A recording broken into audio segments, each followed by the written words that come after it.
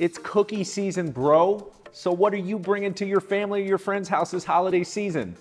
I'm gonna show you how to make the most insanely delicious loaded up chocolate chip cookies of all time. And I'm gonna do it in partnership with my friends over at Bob's Red Mill. So I used to work at this country club way back in the day, and we made the most bomb cookies ever. I'm gonna recreate them. It's been 20 plus years. It's crazy that I've never done a cookie recipe on here or even on my website. So now it's time to get after it. To start this recipe off, I'm gonna add some softened, unsalted butter to a standing mixer. You can absolutely just add them to a bowl if you've got an electric hand mixer. Next, hit it with some sugar. Sprinkle in some packed light brown sugar. And Comey's, the trick to moist, tender, delicious cookies is and has always been brown sugar. You may never have heard that before, but I promise you that's where it's at. You can do all brown sugar or a combination, which is what I did. I just think you get both sugars in there. It makes it really moist and super flavorful. Now on low speed, let's go ahead and start mixing that together. We want to cream the butter, make sure it's nice and soft and light and fluffy. It's gonna take about 5 to 7 minutes. So just after a minute or two, go ahead and crank the speed up to medium or medium high and get that stuff whipping. And when it comes to cookie making, because all that stuff keeps going up the sides of the bowl, you need a rubber scraper because you're gonna need to scrape it at least one time before we add in some other ingredients. But while this is mixing together, like I said, it takes in between 5 and 7 minutes. Let's go ahead and start mixing up our dry ingredients, starting with our flour.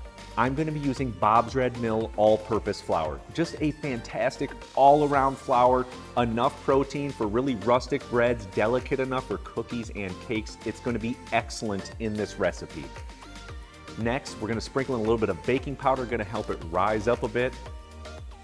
Some baking soda, and a little bit of salt. We want it to be seasoned to perfection.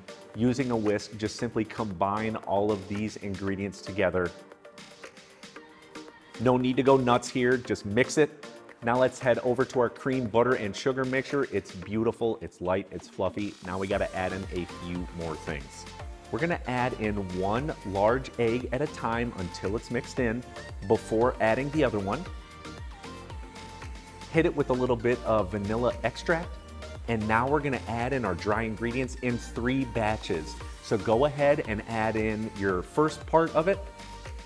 You see flowers going everywhere, just turn the speed down a little bit lower. We don't want to blow your kitchen up with baked goods. We're gonna add a little bit more. And at this point, we're gonna stop and scrape again. We wanna make sure all those things are completely combined.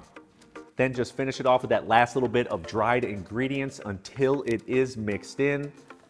At this point, lift that paddle mixer out. We're gonna scrape it really well with a rubber spatula, get all that goodness. Take the time to do this off of that paddle.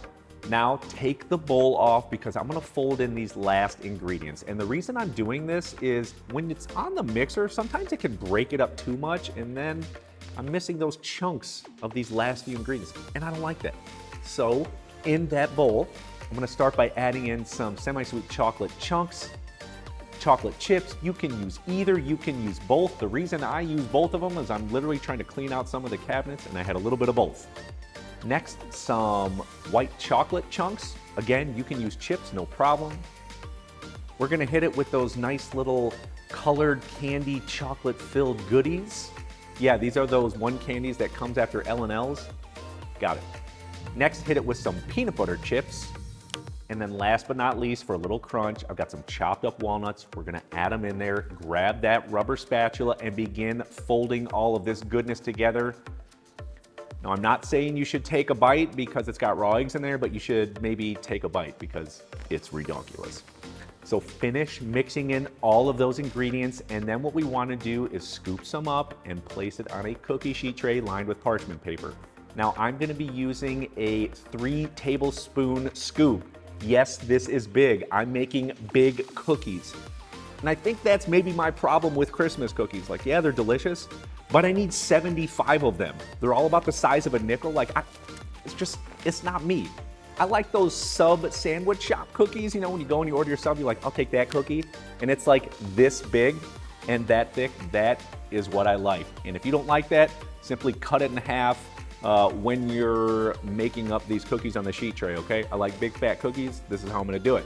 I got about 6 to a cookie sheet tray going in the oven on 350 degrees. It's gonna take in between 16 and 18 minutes. The trick to always have nice, tender, moist cookies is slightly undercooking them in the oven so that they finish when they're carrying over on your countertop. And in case you didn't use all the cookie dough batter, what you can do is freeze it. So go ahead and add your leftover cookie dough right to a large piece of parchment paper. Kind of form it to a sort of cookie dough roll or log, and then we're gonna roll it up really well, twist the edges. So when you need it, all you would do is simply slice maybe a ½ inch off each piece, lay it on that cookie sheet tray lined with parchment paper and bake it. Pull it out of the freezer when you need it. This is awesome. Throw it in there, it'll last up to 3 months in there. Now let's take a look at our cookies because they are finished and dude, awesome. They are perfect. They got a nice little light brown edge around the outside. They're soft, they're moist, they're tender in the middle. This is what we're talking about, my friends. It's all about understanding these little basic cooking techniques so that you can make anything homemade from scratch.